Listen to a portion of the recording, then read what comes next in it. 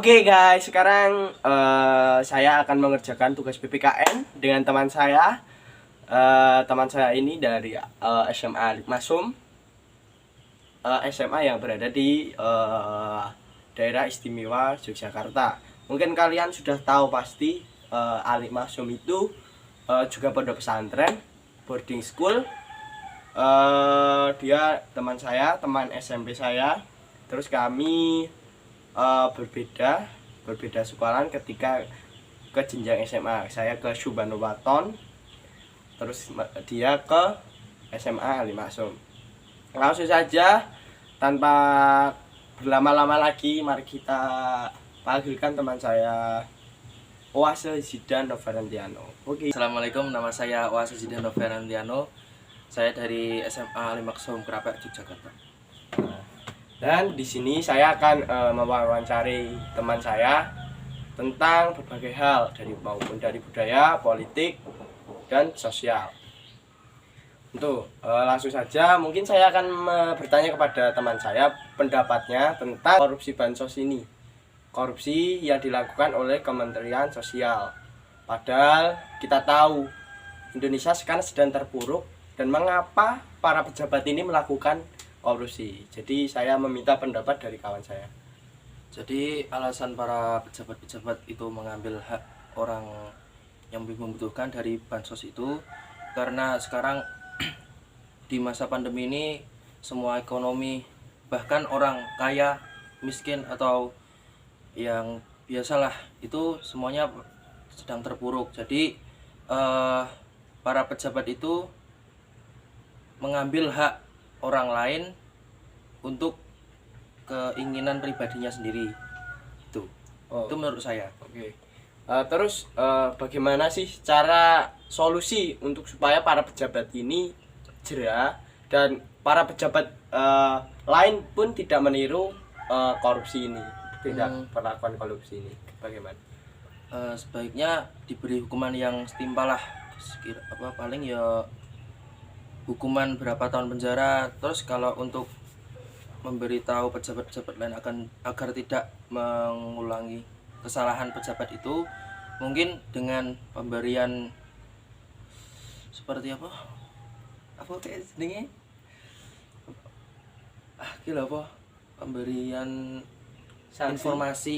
informasi tentang apa dampak dari korupsi itu sendiri gitu. Oke. Terus kita pindah topik dari tadi politik, sekarang kita ke budaya, sosial budaya, tentang pengaruh budaya luar untuk masyarakat Indonesia. Kita tahu bahwa budaya Indonesia itu sangat kaya akan budaya, banyak suku, banyak budaya. Mengapa anak-anak remaja sekarang malah meniru budaya luar? Contoh saja seperti penggunaan pakaian. Kita sudah langka melihat anak-anak muda menggunakan batik, terus juga mereka lebih bangga menggunakan pakaian dari luar ataupun merek-merek luar dibandingkan dengan produk Indonesia. Seperti sekarang itu makanan, terus lagu-lagu.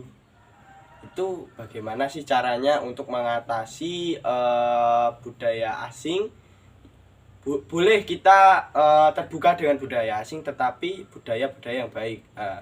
Bagaimana sih caranya supaya kita bisa menyaring itu? Bagaimana pendapat kawan saya itu? Menurut saya, kalau sebenarnya nggak salah kalau kita memakai baju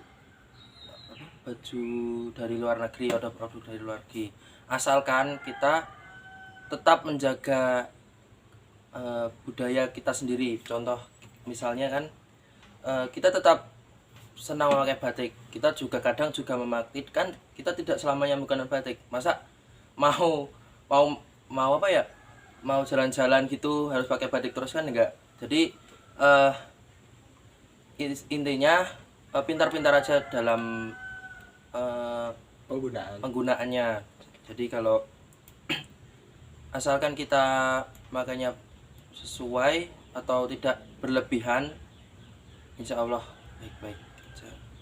Terus kita ke perekonomian. Nah, perekonomian di Indonesia itu dikenal dengan UMKM-nya. Banyak masyarakat kecil membangun usaha kecil-kecilan dengan biaya seadanya, dengan pendapat secukupnya. Itu bagaimana caranya anak muda berkontribusi dalam memajukan UMKM, dalam untuk merangkul masyarakat luas untuk lebih mendukung kegiatan UMKM ini, dan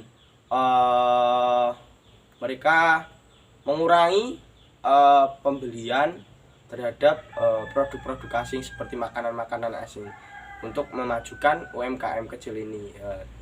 Terus bagaimana menurut Anda tentang supaya UMKM ini masyarakat lebih maju dalam mengelola UMKM? Maksudnya lebih kalau menurut saya gini, pemberian informasi kepada masyarakat agar lebih memilih membeli produk yang di warung-warung kecil, warung-warung kelontong, ketimbang membeli di Indomaret atau Alfamart atau ya pokoknya ya yang pasar modern sekarang lah. Itu karena supaya pasar-pasar atau warung-warung di asli Indonesia itu mendapatkan pemasukan. Nah, kan kalau ingin memajukan UMKM kan harus lebih harus bisa ngomong ya Mengiklankan itu kaya luwih milih nong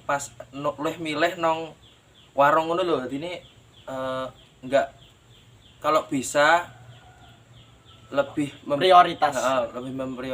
memprioritaskan warung-warung kelontong yang ada di pinggir jalan itu. Mungkin sekian dari saya wawancara kali ini dengan teman saya.